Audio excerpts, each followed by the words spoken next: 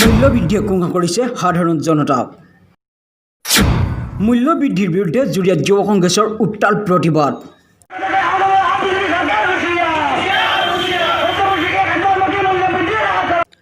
হ্ৰাস পাবনে অত্যাৱশ্যকীয় সামগ্ৰীৰ মূল্য?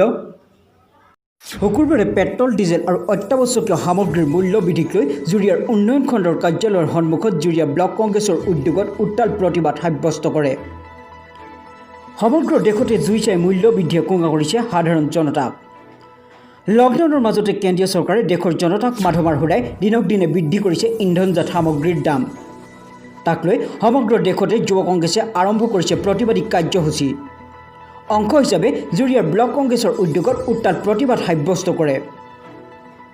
ৰূপহীহাটৰ বিধায়ক নুৰুল হুদা, কংগ্ৰেছৰ নেতা হাইদৰ আলী, জুৰিয়াৰ আঞ্চলিক পঞ্চায়তৰ সভাপতি জাকিৰ হুছেইনৰ লগতে জিলা কংগ্ৰেছ আৰু ব্লক কংগ্ৰেছৰ নেতাকৰ্মীসকলে প্ৰতিবাদী কাৰ্যসূচীত অংশগ্ৰহণ কৰে।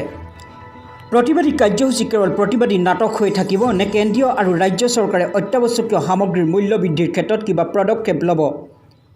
নে কংগ্ৰেছ চৰকাৰৰ 15 বছৰৰ শাসনকালত আকাশলংঘী মূল্য বৃদ্ধিৰ সময়ত বিজেপি নেতাকৰ্মীয়ে কৰা প্ৰতিবাদৰ প্ৰতক তুলিবলৈ যুৱ কংগ্ৰেছে ৰচনা কৰিছে এনে নাটকীয় প্ৰতিবাদৰ কাৰ্যসূচী।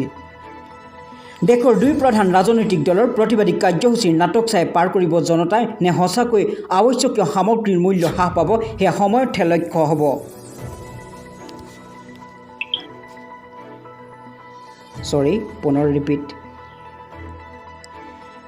দেশৰ দুই প্ৰধান ৰাজনৈতিক দলৰ প্ৰতিবাদী কাৰ্যসূচীত নাটক চাই পাৰ কৰিব জনতাই নে সঁচাকৈ অত্যাৱশ্যকীয় সামগ্ৰীৰ মূল্য হ্ৰাস হ'ব সেয়া সময়তহে লক্ষণীয় হ'ব।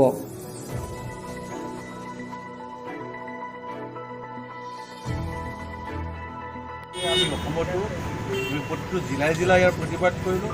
আজি আমাৰ প্ৰতিটো উন্নয়ন খণ্ডত আমাৰ প্ৰতিবাদ কৰি আছোঁ আৰু তাৰপিছত আমি প্ৰতিটো পঞ্চায়ত ভিত্তিতো আমাৰ ইয়াৰ প্ৰতিবাদ হ'ব।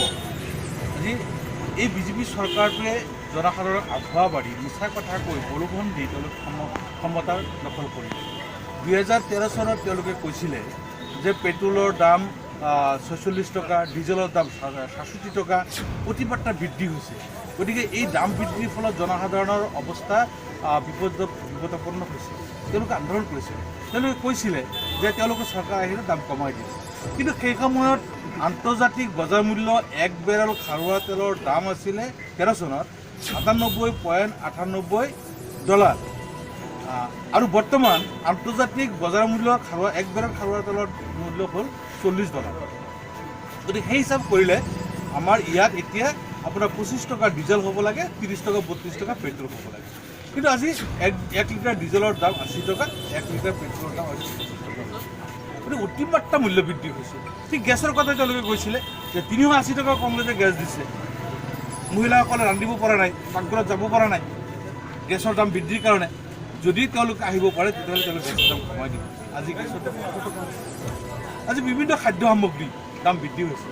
সৌদিনা চাওক, এই লকডাউন যে হ'ব বুলি গম পাই বজাৰ খুলিলে আৰু সেই বজাৰত 15 টকাৰ আলু 90 টকা বিক্ৰী কৰিলে, 16 টকাৰ পিঁয়াজ 60 টকাত বিক্ৰী কৰিলে। ই এনেকুৱা বয় বস্তুৰ দাম বৃদ্ধি কৰি জনসাধাৰণক এটা কুঙ্গা অৱস্থাত পেলাই দিছে, অসহায় অৱস্থাত কৰি দিছে। ঠিক তেনেকেই অকল এই মূল্য বৃদ্ধি কৰি মানুহক যন্ত্ৰণা দিয়া নাই, এই GST লগাই মানুহক যন্ত্ৰণা দিছে। তাৰপিছত আজি আন্তৰ্জাতিক তেতিয়া কৈছিলে নৰেন্দ্ৰ মোদী ডাঙৰীয়াই যে তেওঁৰ বোলে 56 ইঞ্চি বুকু তেওঁ ভাৰতবৰ্ষৰ অখণ্ডতা ৰক্ষা কৰিব। আৰু আজি ভাৰতবৰ্ষৰ অখণ্ডতা তেওঁ ৰক্ষা কৰিব নোৱাৰিলে। আজি চীনে আজি ভাৰতৰ ভূখণ্ড দখল কৰি ল'লে। আজি 17 দিন হৈ গ'ল এই দখল মুক্ত কৰিব নোৱাৰিলে। গতিকে এই চৰকাৰটোৱে দেশৰ অখণ্ডতা ৰক্ষা কৰিব নোৱাৰিলে, দেশৰ যিটো সীমাটো ঠিক ৰাখিব নোৱাৰিলে। গতিকে এই চৰকাৰটো অতি সোনকালে পতন হ'ব লাগে। তাৰ কাৰণে আমি আজি ৰাইজৰ ওচৰত গৈছোঁ। আজি ৰাইজ ওলাই আহিছে আৰু আমি স্বতঃস্ফূৰ্তভাৱে তাৰ প্ৰতিবাদ কৰিছোঁ। এই চৰকাৰটো সোনকালে দিব। জুৰিয়াৰ পৰা মফিকুল ইছলামৰ ৰিপৰ্ট, টাইম 18 নিউজ অসম।